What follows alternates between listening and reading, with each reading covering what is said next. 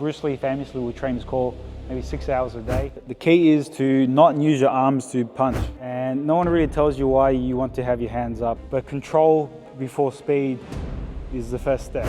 Power comes from the hips. Professionals train until they can't get it wrong. Okay, so boxing isn't hard. The skills, if they're broken down step by step, is easy. What's hard isn't even the training, because even if you use everything you have, you're getting used to it.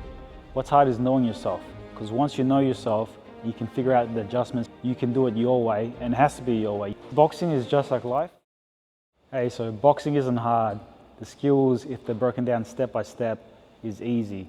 What's hard isn't even the training, because even if you use everything you have, you're getting used to it.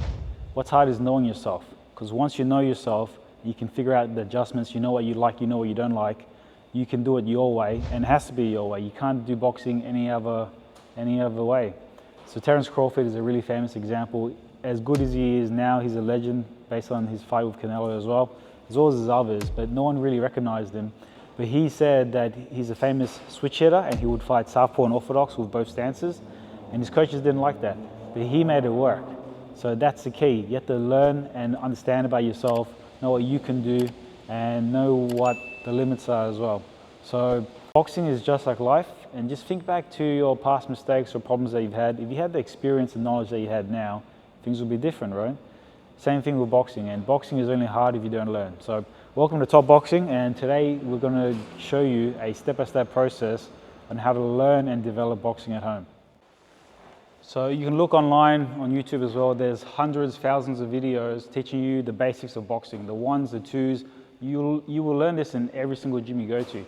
What they don't teach you is how the mechanics of how you move your body so you can access everything whenever you need. Because the best boxers, when they fight, they don't have that one style. They have all the different styles, everything that they've done. They've developed their instincts, and that's because they're also in tune with their body. So however they want to fight, they can box, they can do everything. They're very versatile.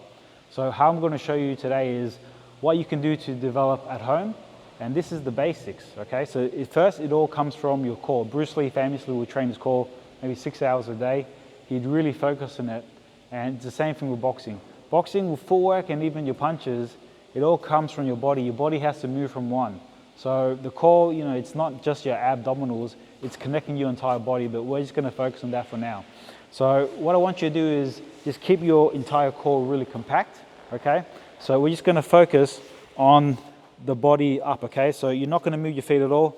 Again, you're gonna pull you almost wanna hollow out. So you wanna suck in your tummy, okay? And then you're gonna keep your guard here. And what we're gonna focus on is just nasal breathing. So you're just gonna breathe up into your nose and have your hands up and relax. The key is to not use your arms to punch, because with a lot of boxers, they'll punch and there's a delay in their movement. So if you see them punching and there's a delay in how they're throwing the arms, that's not clean technique, because your punches should be either light or heavy. So if you're seeing me, you can move it all at once, or there's a lot more weight behind my punches as well. So with the hand position, the first thing is you want to have your hand position there, and no one really tells you why you want to have your hands up. Your hands are up not only for defense, but mechanically it just bounces the lower body. It's like a seesaw, right? So you want to have nice balanced leverages. But the key, and what people do wrong, is you can see them arm punching, which is they kind of push it forwards. What I want you to work on is, again, just feeling your core, and you can rock forwards and backwards. What you can do is you can kind of teeter as well. If you don't have a bag, something that is mounted on a wall, you can even use a bag filled with socks, laundry. You could even use like a garbage bag, but the problem is if you break the garbage bag, you'll get garbage juice on you, and then no one will like you. So that's the only problem. And all it is you want your body to move first before your hands. So the body goes first, and then the hands, and you want to have that delay, okay? Because then you're aware about that delay. But you want to feel your body launching all your punches. What people do wrong is they'll start pushing out their punches like this, and all I want you to focus on is just precision, okay? So it's precision punching, you're placing your knuckles, you're developing that feel of your ring knuckle, your front two knuckles, whatever knuckles you have as well. And if you don't have a bag, you can just have a setup with like a garbage bag filled with something. but it's easier to visualize punching something when it's right in front of you. So as you're seeing yourself moving, all right, you can rock forwards and backwards, and that's a basic movement like a wave, and you're letting your body move, okay? And when your body's hollow, it's like a willow tree moving in the wind. So you can let your body move first, and then you can flick out the punches. And this is key because the tension in your core shouldn't be too heavy, and you can still, and I can still talk while I'm doing it. But if I want to throw power,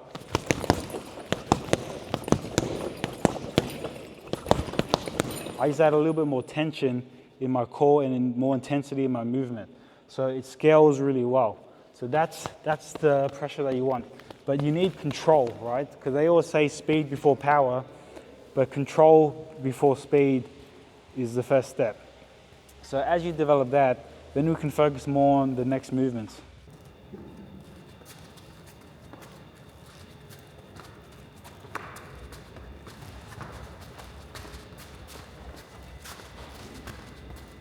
So what you can see now is when we're adding in footwork, you have to imagine that there's an X from your sternum, okay? So you're keeping your entire core tight. It's like you kind of curled over. That's why boxers do a lot of core exercises as well, like crunches. It's been very famous, but no one really explained why until I figured it out for myself, right? So there's an X that goes down to the opposite leg, and I like to focus it right from here because this keeps you balanced, this keeps your guard up.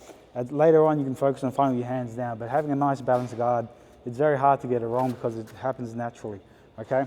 And when you're there, like to develop your footwork as well, you can just move and focus on different foot positions and weight transfers. So the big mistake that people make is their feet so if the feet twisting on the ground, you don't want to do that. There's no power, and you're going to punch a little bit off target as well because that's where your feet is rotating.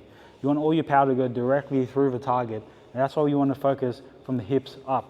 Mike Tyson had a really famous quote, power comes from the hips. Simple but elegant, right? So that's what I want you to focus on. You can see that as you have your core engagement, it's easy to get your body in tune as well. Because if your feet is twisting, you can't generate any power to push off from. And you see later as I increase the intensity of the punches, my heels lift up, but I still have my weight equally balanced, so I can return back to my lead hip or my rear hip, which means I can do combination punching. That's a big reason why a lot of people can't do combination punching as well. So you also saw me before doing footwork drills and pretty much any multi-directional movement, but my hands were in place and I'm just breaking down and isolating the foot movements. So if you can do that, you can really develop really far. And yes, you can find, like this, again, there's hundreds and thousands of videos of footwork drills. And these are used all over in like high performing amateur teams and even professional teams as well.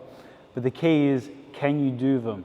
So you want to learn how to do them, but this is the mechanics to get it right over time. The difference between professionals and amateurs is that amateurs will train until they get it right.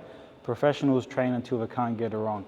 Usyk, he would do 15 rounds of 4 minutes per round, and he would restart if he got it wrong, because at the highest level, you want to make sure your focus is so on point that you just do not make a mistake, because one mistake could cost a lot. But this isn't just for boxing as well. You want to make sure your focus is good, because in life there's times where you really can't afford to make a mistake. So learning how to do things right, that can get you very far.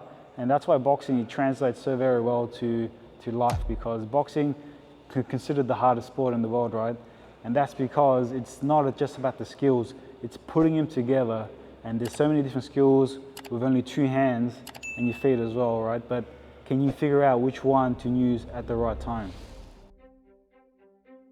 So boxing is only hard if you don't learn, and if you learn the reason why, it's going to save you a lot of time from doing the same thing over and over again without making any improvements. Because what happens is when you join a boxing gym, that's what a lot of coaches will expect. They expect you to figure out yourself. And it's true, you need to figure out yourself, but some things, you need the tools. How can you solve a math equation if you're given the wrong equation, or you're not given the equation at all, right? So you can join the school program that I have, an online community for more, and this will give you information and skills beyond the basics to help you become an independent athlete, fighter, as well as person. You'll learn a lot of life skills along the way. Entry requires commitment, and link is in the bio. Thanks.